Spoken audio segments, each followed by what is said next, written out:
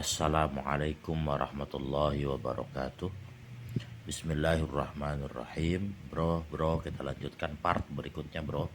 Masih tentang bab siwak. Nah, sekarang kita lanjutkan ya, bro, hukum-hukum siwak ya. Ahkamus siwaki, hukum bersiwak. Khamsatun, ada 5. Jadi hukumnya bisa berubah-berubah tergantung situasi dan kondisi. Karena memang fikih itu seperti itu. Hukum bisa berubah tergantung situasi kondisinya. Jadi jangan kaku ya, bro. Wajibun, yang pertama hukumnya wajib.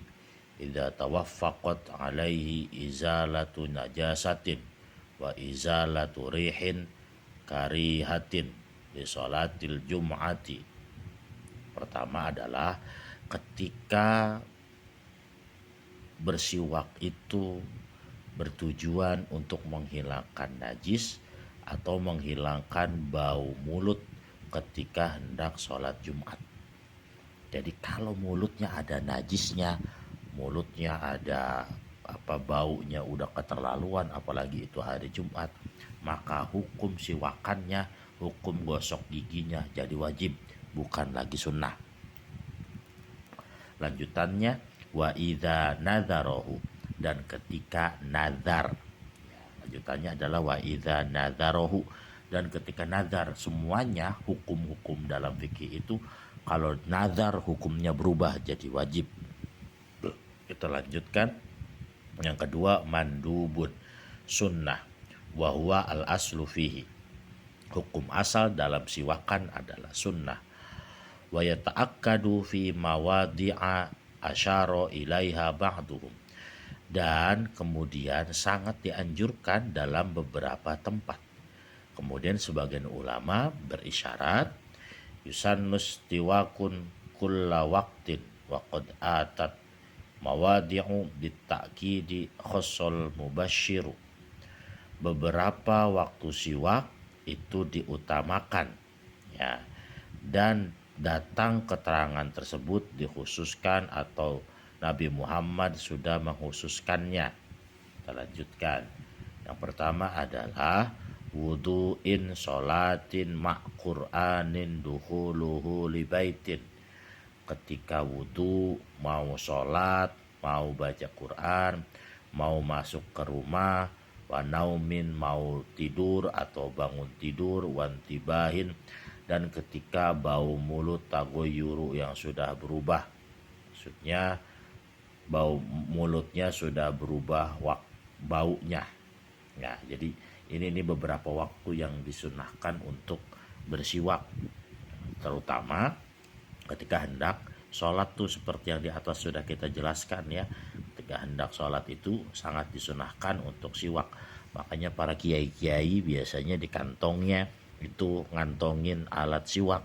Jadi ketika mau takbiratul ihram, mereka kemudian bersiwak dulu karena memang mau berbicara kepada Allah Subhanahu wa taala, masa mulut kita bau ya, bro ya. Kita lanjutkan.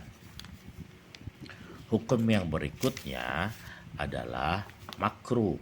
Hukum yang berikutnya adalah makruh lisoimi ba'da zawali, bagi orang yang berpuasa. Tapi makruhnya itu setelah tergelincirnya matahari. Kalau udah lewat dhuhur maka bersiwaknya hukumnya makruh. Waqtarul Imamun Nawawi adamal karohati. Tapi Imam Nawawi itu mengatakan orang yang berpuasa tidak terkena hukum makruh bersiwak.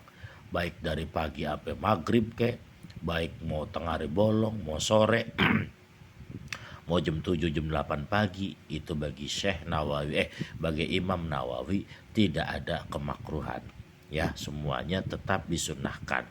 Tapi kalau imam-imam yang lain mengatakan kalau sudah masuk waktu zuhur, hukum bersiwaknya menjadi makruh. Kita lanjutkan yang keempat, khilaful aula, memperselisihkan yang utama, itu al-istiyaku bisiwakin ghairihi biridohu, bersiwak menggunakan siwak punya orang lain tapi dengan catatan orangnya ridho ya.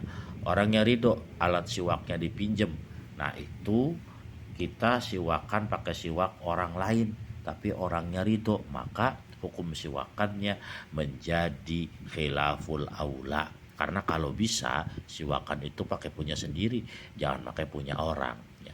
Illa litabarruk, kecuali kita ngalap berkah. Misalnya siwak bekas Habib, siwak bekas kiai, kemudian kita pakai, maka disunahkan ya, karena kita mah biasa dengan tabarruk ya. Kalau di pesantren-pesantren itu gelas bekas kiai, gelas bekas ustadz, ada sisa airnya kita minum, itu namanya tabarruk ya. Kemudian haramun, yang kelima hukumnya bisa jadi haram, idza kana bisiwaqi ghairihi biduni idlihi. Kemudian haram itu jika menggunakan alat siwak punya orang lain tanpa izin, walam ya'lam ridohu, dan kita tidak tahu apakah orang yang punya alat siwak tersebut mengizinkan, ridho atau tidak kalau alat siwak dia kita pakai. Jadi haram kalau kita pakai alat siwak orang lain tanpa izin, dan orangnya itu kita tidak ketahui apakah dia ridho atau tidak alat siwaknya dipakai. Kita lanjutkan, mahalluhu fil wudu'i wal ghusli. Tempatnya siwak itu ketika sedang wudu dan sedang mandi di mana? Fihi khilafun, ada perbedaan. Fa inda romli mahalluhu qabla ghuslil kaffaini. Menurut Imam Romli, tempatnya adalah kalau ketika mandi atau wudu itu sebelum membasuh kedua telapak tangan. Fayahtaju ila niyatin, maka membutuhkan niat.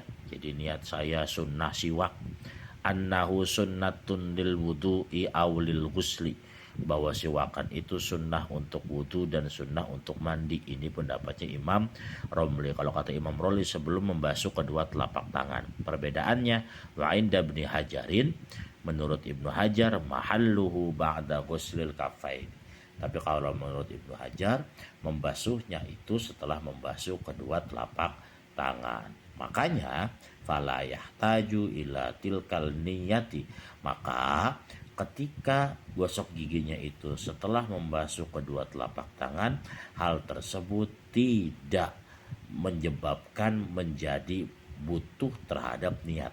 Jadi kalau setelah membasuh telapak tangan itu tidak perlu niat lagi, langsung saja. Tapi berbeda kalau misalnya siwakannya itu sebelum membasuh telapak tangan. Menurut Imam Romli, siwakannya itu disertakan dengan niat supaya mendapatkan kesunahan wudu ataupun kesunahan mandi.